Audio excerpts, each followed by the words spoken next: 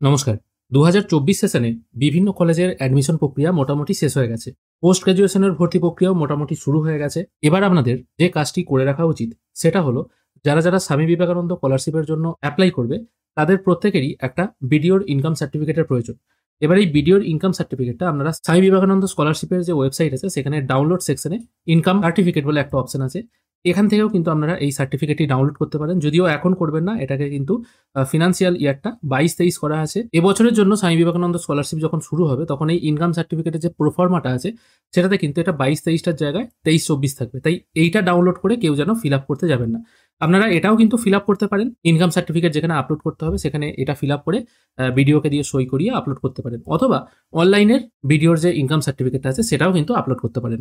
আজকের ভিডিওতে আমরা দেখে নেবো কি করে আপনারা নতুন ই ডিস্ট্রিক্ট 2.0 পোর্টাল থেকে শুধু স্বামী বিবেকানন্দ স্কলারশিপের জন্যই নয়, অন্যান্য বিভিন্ন কাজের জন্য কি করে আপনারা বিডিওর ইনকাম সার্টিফিকেটটি আবেদন করবেন এবং ডাউনলোড করবেন। সেই জন্য সবার আগে আপনাদের ই ডিস্ট্রিক্ট পোর্টালে লগ ইন করতে হবে। যদি আপনাদের কাছে লগ ইন আইডি না থাকে তাহলে আপনারা রেজিস্টার অপশনে ক্লিক করে রেজিস্ট্রেশন করতে পারেন।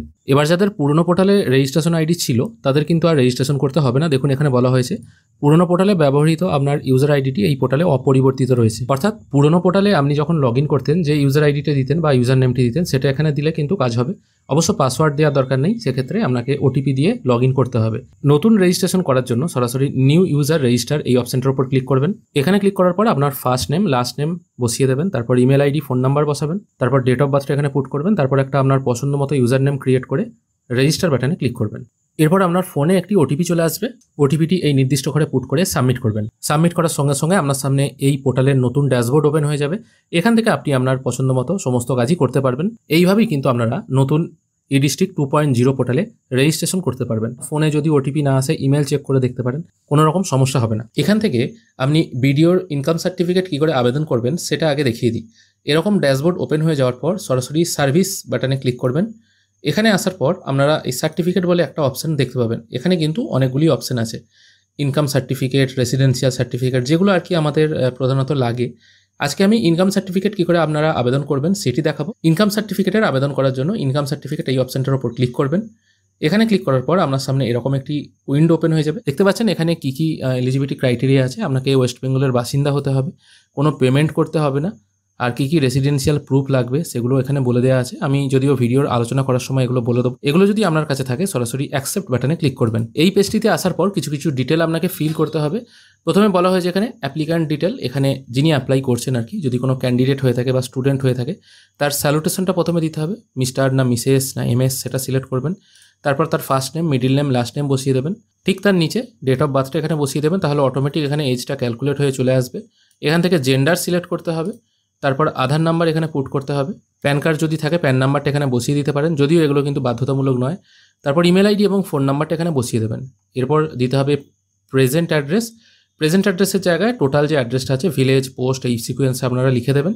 স্টেট, সাব ডিস্ট্রিক্ট এগুলো সব এখান থেকে দিতে হবে। পুলিশ স্টেশন, গ্রামের বাসিন্দা হলে রুরাল সিলেক্ট করবেন, অন্যথায় এটা শহরাঞ্চলের হলে আরবান সিলেক্ট করবেন।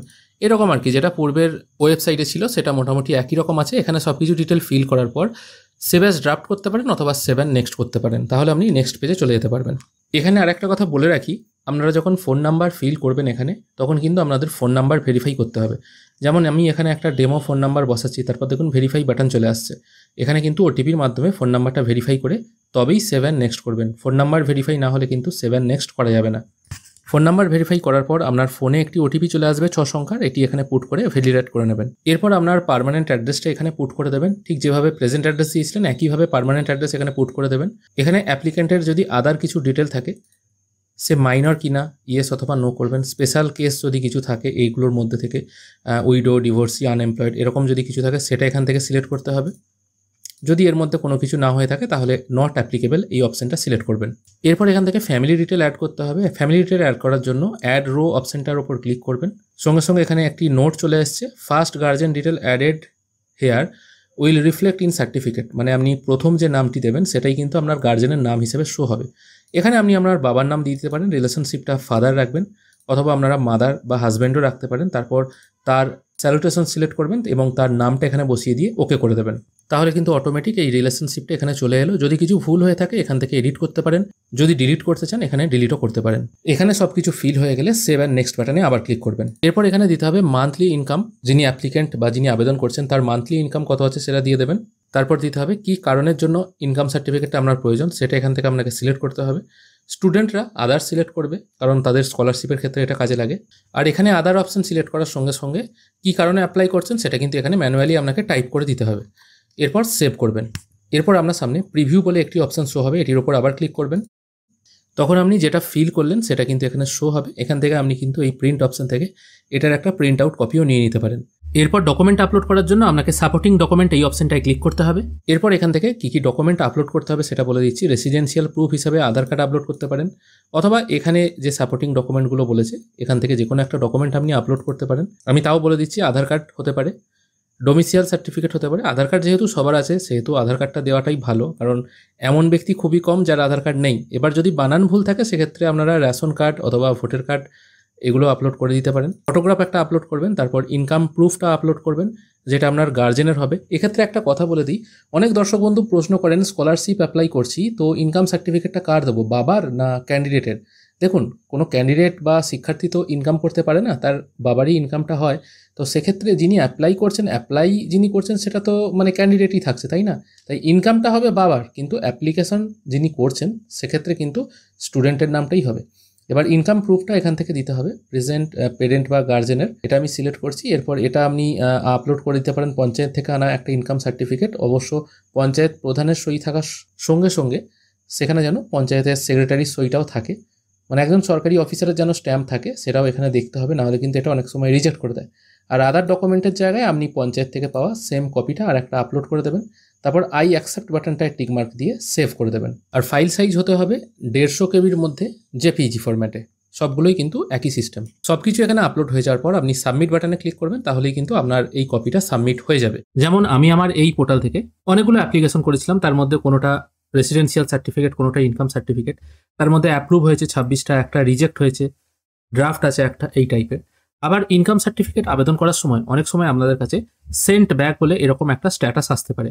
এবার এর কারণটা কি, বা যদি এরকম মেসেজ আসে তার কারণটা কিন্তু সেন্ট ব্যাক রিমার্কস এই ঘরে লেখা থাকবে। আমি যখনই এর ওপর ক্লিক করছি এখানে দেখাচ্ছে GP income and GP enquiry. Recently শুধুমাত্র জিপি মানে গ্রাম পঞ্চায়েতের ইনকাম সার্টিফিকেট আপলোড করলেই হবে না, তার সাথে কিন্তু একটা আদার ডকুমেন্টের জায়গায় গ্রাম পঞ্চায়েতের একটা এনকোয়ারি রিপোর্টও কিন্তু আপলোড করতে হচ্ছে। কোনো কোনো পঞ্চায়েত এবং বিডিও এরিয়া থেকে এটা কিন্তু দেওয়া হচ্ছে।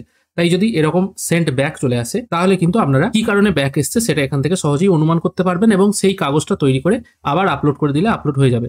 এই এডিট কেস অপশনে ক্লিক করে কিন্তু আপনারা আপলোড করতে পারেন। যদি কোনো কারণে রিজেক্ট হয় সেক্ষেত্রে রিজেক্ট কি কারণে হয়েছে সেটাও এখানে শো হবে। যেমন এখানে রিজেক্ট হয়েছে ইনসাফিসিয়েন্ট ডকুমেন্ট, প্রয়োজনীয় ডকুমেন্ট নেই, সেই জন্য এটা রিজেক্ট হয়েছে। এডিট করার জন্য এই পেন্সিল চিহ্ন দেওয়া অপশনটা বা এডিট কেস এই অপশনটায় ক্লিক করবেন।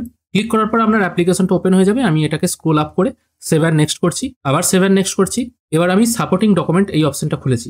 এখানে এই আদার ডকুমেন্টের জায়গায় যে ডকুমেন্টটা আমি বললাম রেডি করতে সেটা কিন্তু আপলোড করে সাবমিট করে দিলেই কিন্তু আপনার অ্যাপ্লিকেশনটা আবার নতুন করে সাবমিট হয়ে যাবে। সাবমিট হয়ে গেলে সেটা যদি অ্যাপ্রুভ হয়ে যায়, এটা দেখবেন ধরুন অ্যাপ্রুভ হয়ে গেছে, এটাকে ডাউনলোড করবেন কি করে? ডাউনলোড করার জন্য এখানে ডাউনলোড সার্টিফিকেট বলে একটা অপশন পেয়ে যাবেন, এটির উপরে একবার ক্লিক করবেন। তারপর এখানে আউটপুট ডকুমেন্ট, তার নিচে অ্যাকশনের নিচে দেখুন একটা ক্লাউড ডাউনলোড অপশন আছে, এটির উপরে একবার ক্লিক করবেন। এখানে ক্লিক করার সঙ্গে সঙ্গেই আপনারা যে অ্যাপ্লিকেশনটি করেছিলেন সেটা কিন্তু এখানে সাকসেসফুলি ডাউনলোড হয়ে গেল, অর্থাৎ ইনকাম সার্টিফিকেটটা কিন্তু এখানে ডাউনলোড হয়ে গেল। এখানে সাইনটা ভেরিফাই করা নেই, এই সাইন আপনারা ভেরিফাই করতে পারবেন অ্যাডোবি রিডারের মাধ্যমে। নেক্সট ভিডিওতে আপনারা কি করে এই ডিজিটাল সাইন ভেরিফাই করবেন সেটাও দেখিয়ে দেবো। আজকের এই ভিডিওর মাধ্যমে আপনাদেরকে আশা করি আমি বোঝাতে পারলাম কি করে আপনারা বিভিন্ন স্কলারশিপের জন্য ভিডিওর ইনকাম সার্টিফিকেট অনলাইনের মাধ্যমে আবেদন করবেন একদম সহজ পদ্ধতিতে। আশা করি আজকের এই ভিডিও আপনাদের ভালো লেগেছে। যদি ভালো লেগে থাকে অবশ্যই একটি লাইক করবেন। ভিডিও দেখার জন্য অসংখ্য ধন্যবাদ। ভালো থাকবেন।